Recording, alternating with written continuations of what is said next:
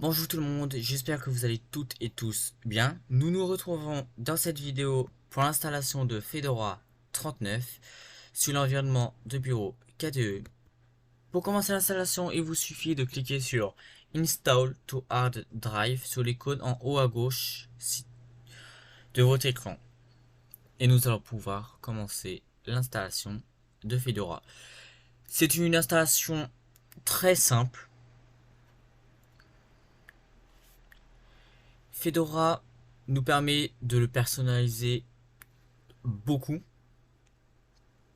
Nous pouvons modifier la barre des tâches, le menu démarrer, comme là je vais vous le montrer pour plus tard. Donc, nous devons choisir la langue, français de France. Continuez en bas à droite de votre écran. Fedora se présente comme ceci pour l'installation. C'est en gris.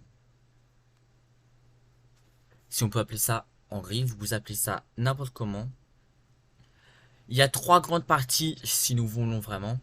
Localisation, qu'on a déjà fait avec le clavier, l'heure et la date, qui se met automatiquement avec la langue qu'on a choisie. Donc le clavier français parce qu'on a choisi la langue française. Et le fuseau horaire Paris parce que nous avons choisi France. Français de France. Nous avons la partie système pour l'installation sur le disque dur, le réseau et la partie paramètres des utilisateurs pour créer un compte route, un compte administrateur et la création de l'utilisateur. Pour le disque dur, c'est très simple. Nous pouvons faire automatique, personnalisé ou personnalisation avancée. Pour ma part, je vais faire automatique. Voilà comment se présente le partitionnement manuel, donc la partie personnalisation. Nouvelle installation de Fedora 39. Là, ça nous dit qu'on n'a pas encore créé de point de montage pour l'installation de Fedora 39. On peut cliquer ici pour créer automatiquement ou créer de nouveaux points de montage en cliquant sur le bouton plus, comme ici où il y a la souris. On peut choisir le schéma de partitionnement suivant. Partition standard, BTRFS, LVM ou allocation fine LVM. Donc, ça sera souvent BTRFS ou partition standard. Et on peut chiffrer les points de montage.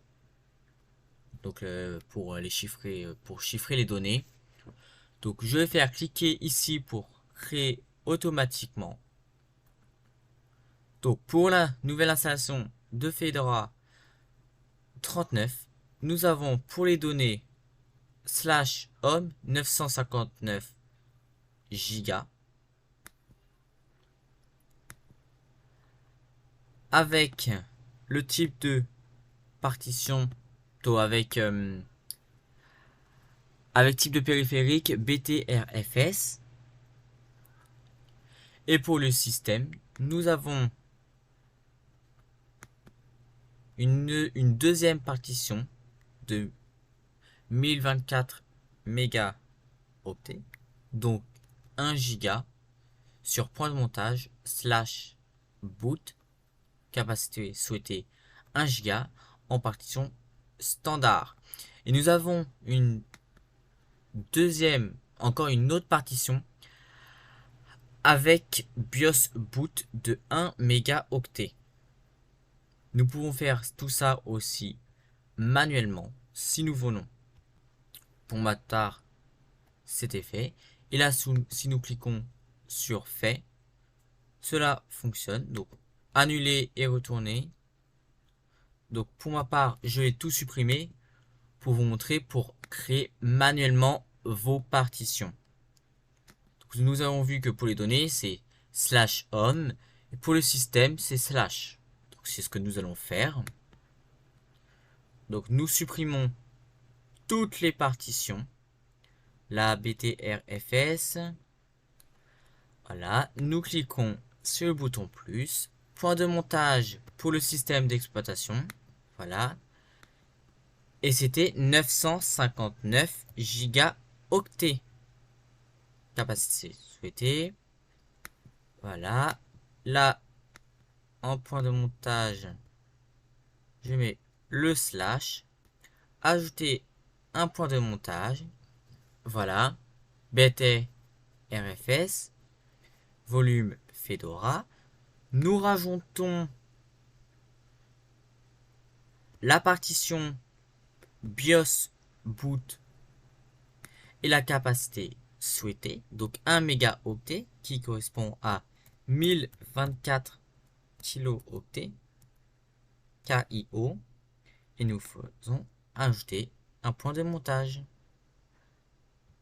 Nous pouvons cliquer sur Fait et ça nous explique ce qu'on a fait en modification. Donc le résumé des modifications. Pour ma part, j'ai vérifié tout est bien. Donc accepter les modifications. Le réseau est non dot. Pour moi, je suis déjà connecté à Internet par câble Ethernet RJ45. Maintenant, nous allons créer le compte super utilisateur. Le compte root, en gros, ce qui équivaut au compte administrateur sur Windows. Donc là, c'est comme je vous ai expliqué, l'utilisateur root, qui est également connu aussi sous le nom de super utilisateur, administrateur. En fait, cet utilisateur-là, l'utilisateur root, super utilisateur, il a un accès complet sur l'ensemble du système de l'ordinateur. Donc pour cette raison, il est préférable de se connecter à ce système en tant qu'utilisateur root, qui est uniquement pour effectuer la maintenance ou l'administration du système. Comme sur Windows pour le compte administrateur qui sera créé automatiquement quand on n'a qu'un seul compte. Donc on peut désactiver le compte root. Si le compte root est désactivé, ça verrouillera le compte et désactivera l'accès à distance avec le compte root. Et cela empêchera tout accès administratif involontaire au système. Activer le compte root. Nous pouvons avoir le mot de passe administrateur et le confirmer. Donc, nous pouvons bien sûr mettre le même mot de passe administrateur pour le même mot de passe utilisateur. Parce que l'utilisateur qu'on va créer tout à l'heure, ça va devenir l'administrateur de l'ordinateur. Donc nous pouvons mettre le même mot de passe ou le changer si nous voulons. Donc voilà, nous cliquons sur Fait et encore sur Fait car le mot de passe est trop faible. Donc création d'utilisateur, nom et prénom, le nom d'utilisateur, le mot de passe et la configuration du mot de passe. Nous pouvons accorder les privilèges administrateurs à cet utilisateur. Donc à utiliser la commande sudo et exiger un mot de passe pour utiliser ce compte. Donc nous allons entrer nos informations. Vous aussi. Attention, le clavier est en anglais. Donc il faut réussir à taper du premier coup.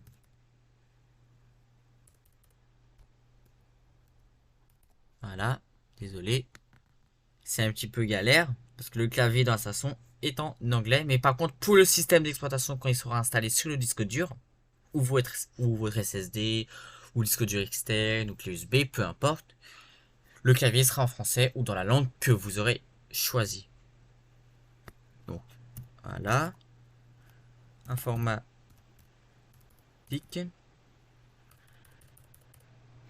Pardon. Loge 13. Le mot de passe, pour ma part, je vais mettre le même que le compte route. Et nous cliquons sur Fait. Et encore sur Fait, parce que le mot de passe est trop petit. Là, il n'y a pas assez d'espace dans le système de fichiers pour les logiciels sélectionnés. Un 7,5 gigaoctets supplémentaire est nécessaire. Nous retournons là.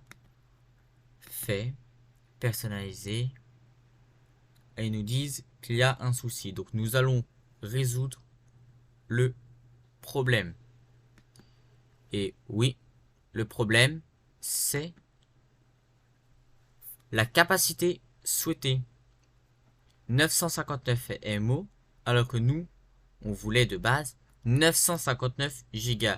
Il y a eu une erreur dans la partition. Donc nous allons la supprimer, la rajouter. Donc le point de montage, c'était slash capacité souhaitée 959 gigaoctets. J'avais cliqué sur un M au lieu de G. Donc, ajouter un point de montage. Nous voyons donc que la partition 959 Go et la partition BIOS boot de 1 mégaoctet, donc 1024 kilooctets. Nous pouvons cliquer sur fait. Aucun souci, c'est bon.